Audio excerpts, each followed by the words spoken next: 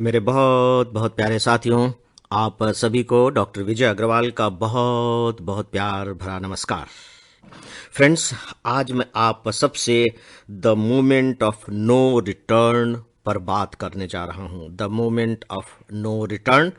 और मैं जानता हूं कि इस टाइटल को सुनने के बाद आपको थोड़ा सा अटपटा सा लगा होगा कि अंग्रेजी का यह शीर्षक है, इसका क्या अर्थ हुआ।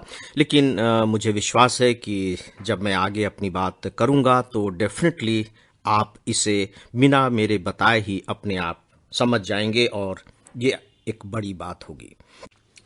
अगर जरा भी आपके खेल में रुचि हो और पिछले साल के रियो ओलंपिक के बारे में आपने थोड़ा सा भी जाना, समझा, पढ़ा या देखा होगा, तो उस समय के अखबारों में एक खिलाड़ी का नाम बहुत ज्यादा छाया हुआ था। हालांकि वो उससे पहले भी छाए हुए थे, लेकिन रियो ओलंपिक में विशेषकर। दोस्तों, उस खिलाड़ी का नाम था उसैन बोल्ट। Usain bolt. इससे पहले कि मैं उसेन बोल्ट के कुछ शब्दों को आपके सामने रखूं, मैं उनके बारे में थोड़ी सी बातें करना चाहूंगा, क्योंकि जैसा कि आप जानते हैं मेरा कुछ सिद्धांत ऐसा ही है कि दोस्तों, मेरा कुछ ऐसा मानना है कि जैसे अगर हम किसी की बात पढ़ रहे हैं, किसी की बात सुन रहे हैं, तो यदि उसके बारे में थोड़ा बहुत जान लेते हैं तो वह हमारे लिए बहुत उपयोगी होता है। उसका जो प्रभाव है वो बहुत बदल जाता है। उसैन बोल्ट बेसिकली ये जमैका के रहने वाले धावक हैं, स्प्रिंटर हैं। लगातार 3 ओलंपिक खेलों में दौड़ में इन्होंने गोल्ड मेडल जीते हैं, 2008, 2012 और 2016। और इनके नाम टोटल 8 गोल्ड मेडल हैं। 100 मीटर की रेस जीती, 200 मीटर की रेस जीती और 4x100 मीटर का रिले जो रेस होती है वो जीती। 8 गोल्ड मेडल। सबसे बड़ी बात यह है कि 100 मीटर की दौड़ में जो इन्होंने रिकॉर्ड बनाए, दूसरे भी रिकॉर्ड बनाए, बेसिकली ऑल टाइम रिकॉर्ड बनाने वाले प्लेयर हैं। 100 मीटर में उन्होंने टाइमिंग दी थी 9.58 सेकेंड।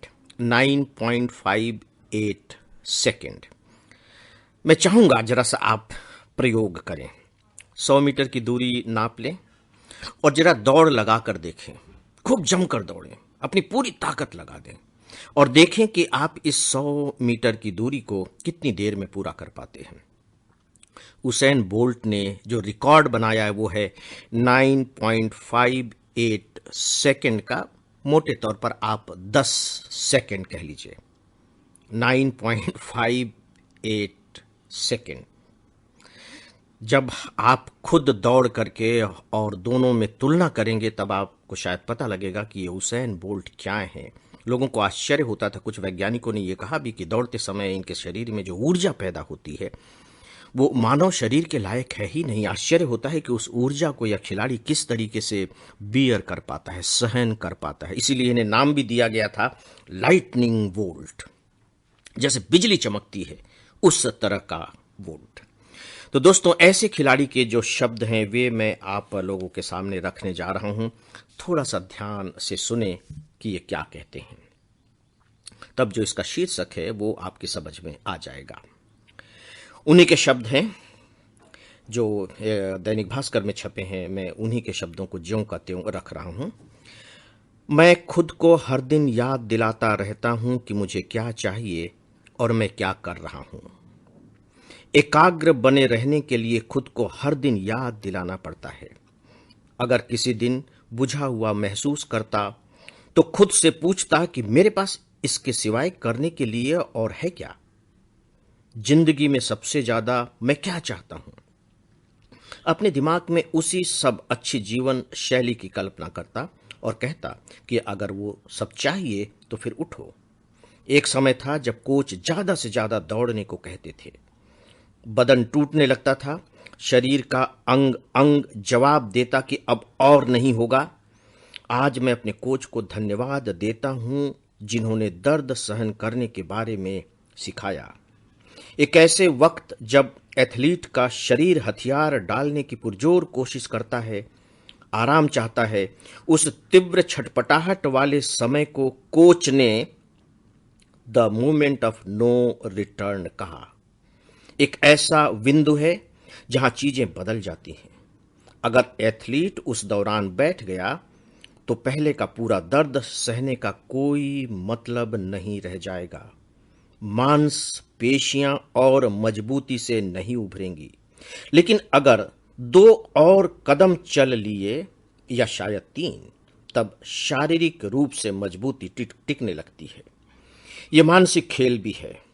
मैंने दर्द में भी दौड़ना सीखा है। कोच कहते थे कि क्या पता ओलंपिक के फाइनल में तुम्हें दर्द महसूस होने लगे, और अगर ट्रेनिंग में तुमने दर्द सहना नहीं सीखा फिर शायद मेडल कभी नहीं जीत पाओगे। मैं बड़ी चैंपियनशिप के लिए बना हूं। यहीं आकर मुझ में जान आती है। सामान्य प्रतिस्पर्धाओं में मैं अच्छा प्रदर्शन नहीं कर पाता। सामान्य जगहों पर वैसी ललक और भूख नहीं रह जाती। कोई चुनौती अगर बड़ी हो तभी उसे पार करने में मजा आता है। मैंने अपने प्रतिद्वंदियों के इमोशंस को पढ़ना सीख लिया था। ये कार्ड्स खेलने की तरह है, जहां आप सामने वाले के भाव देखकर उसके पास मौजूद पत्ते का अंदाजा लगा लेते हैं। दोस्तों, अगर आपने प्रदर्शन से पहले ही चिंता करने में अपने आप को लगा दिया तो खराब प्रदर्शन होना तय है। आसान कोई विकल्प नहीं है, कोई छुट्टी नहीं। कभी हार मत मानिए। प्रतिभा आप में प्राकृतिक रूप से है। आपको केवल घंटों घंटों की मेहनत से अपने हुनर को तराशना है। जब भी मैं अपनी चोट के बारे में मीडिया से बात करता, मेरे कोच को दिक्कत होने लगती थी।